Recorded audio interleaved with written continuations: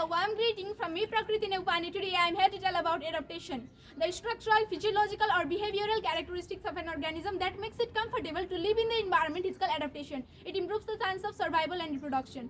Organisms that are adapted to their environment are able to obtain the basic needs like food, water, air, nutrients, etc., adjust with surrounding temperature, heat and light, defend themselves from the enemies, respond to the changes around them. Types of adaptation. Adaptation can be structural, physiological and behavioral. They help them to survive in their natural habitat. Structural adaptation. Structural adaptation includes losing and gaining of organs, change in the color of skin, modification of organs or body shape and body covering. Physiological adaptation. In physiological adaptation, organisms perform certain biochemical reactions like making venom, secreting slime, being able to keep a constant body temperature, etc. Behavioral adaptation. In behavioral adaptation, organisms change their habit to survive in the natural habitat. For example, they become active at night, they take a certain posture for hiding, etc. On the basis of habitat of living organisms, adaptation can be divided into two types. They are aquatic adaptation and terrestrial adaptation. Aquatic adaptations are found in those plants and animals that live in water like seawater, fresh water, salty water, etc. Aquatic adaptation in plants. Aquatic plants like hydrophytes grow wholly or partly submerged in water. They can be of different types like submerged hydrophytes, emergent hydrophytes and floating hydrophytes. In emergent hydrophytes, the lower part of the body remains inside the water attached to the soil with the help of roots. Their upper part remain outside the water surface. For example, water lily, lotus, sagittaria, etc. Submerged hydrophytes. The submerged hydrophytes remain fully inside the water surface. For example, hydrilla, vallisneria, etc. Floating hydrophytes. The floating hydrophytes remain floating on the surface of the water. For example, lemna, pistia, ulfia, etc.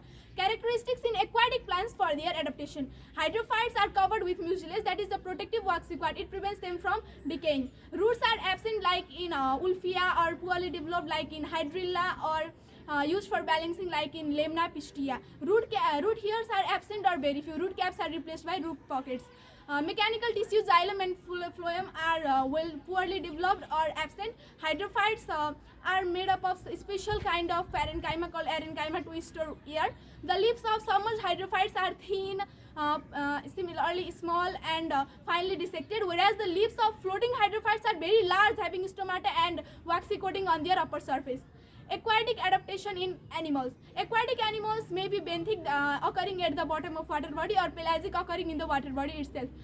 These animals may live partially in water like frogs, salamander, etc. or permanently in water like fish, whale, dolphins, etc. Characteristics in aquatic animals for their adaptation. The body of aquatic animals is spindle-shaped or streamlined. Their head is elongated, neck is short, external ears or pinnae are reduced and tail is laterally or dorso-ventrally compressed. Similarly, fishes have paired and unpaired fins for locomotion, whereas the whales and turtles have their limbs modified into pedals. Some aquatic animals like dog, frog, etc. have their also have webbed feet and hands. Generally, aquatic animals like fishes utilize the dissolved oxygen for respiration through general body surface and gills, whereas the other aquatic mammals respire atmospheric air through lungs. The skin is covered with scales in fish to prevent its body from decaying, and in most of the aquatic animals, their skin is provided with mucous gland to make it slippery. Aquatic mammals have reduced and or absent hair and skin glands like oil and sweat glands. Instead, they have fatty layer below the skin known as bubbler. The bubbler insulates the body and also helps in flotation. In fish, ear sacs or ear bladder is present.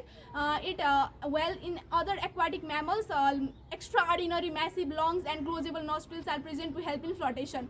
The lateral line system is present in fish.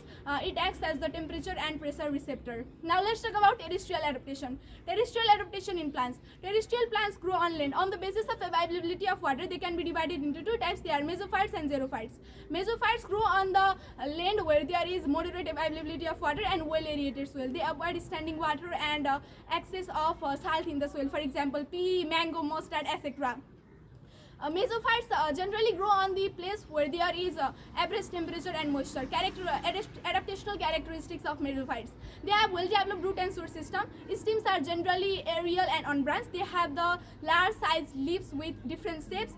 Similarly, vascular tissues and mechanical tissues are well developed.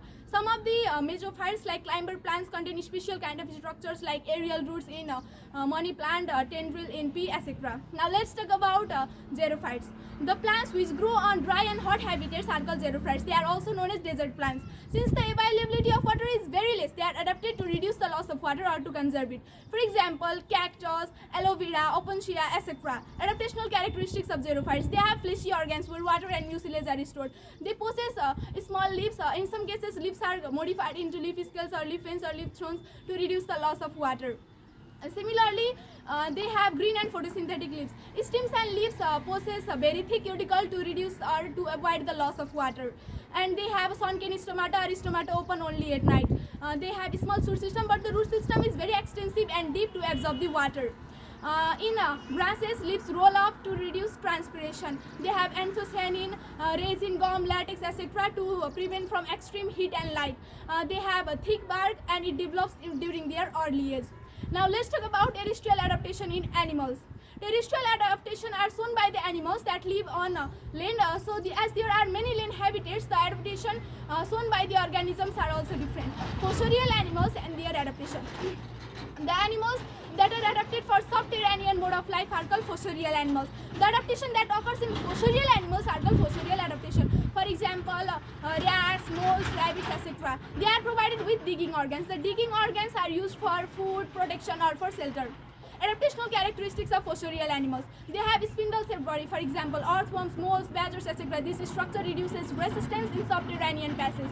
They have small heads. It wraps anteriorly to form burrowing snout for digging. Neck, eyes, and pinnae are reduced to avoid the obstruction in the quick movement through the holes. Similarly, limbs are short and strong. Paws are broad and also long with the claws. Cursorial animals and their adaptation. The animals that are adapted for running on a hard ground are called cursorial animals. For example, zebra, horse, deer, etc. The adaptation that occurs in these animals is called cursorial adaptation. Adaptational characteristics of cursorial animals. They have reduced neck with streamlined body. This structure reduces the air resistance while running. The hind limbs are strong and also long with the claws. They help to increase the length of strides. Similarly, the ulna in forelimbs and the fibula in hind limbs are actually greatly reduced to adapt for fast running, and locomotion is disintegrates and the limbs are strong with the reduction of digits for running fast.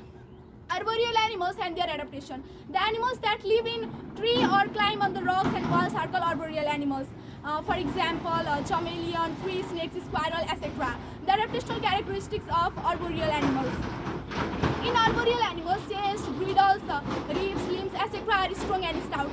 Feet and their hands are prehensile for catching with opposable digits. For example, primates, marsupials. Similarly, digits are also grouped as 3-digit and 2-digit in the syndactyly. For example, chameleon. Some of them have elongated claws. For example, squirrel to hang themselves on the branches of tree, while the others have adhesive pad at the tip of the digit. For example, the tree frog hyla. In the wild lizard hemidactylus, there are double rows of lamella in the ventral side of the digit, also creating the vacuum to stick themselves on the smooth ventricle surfaces.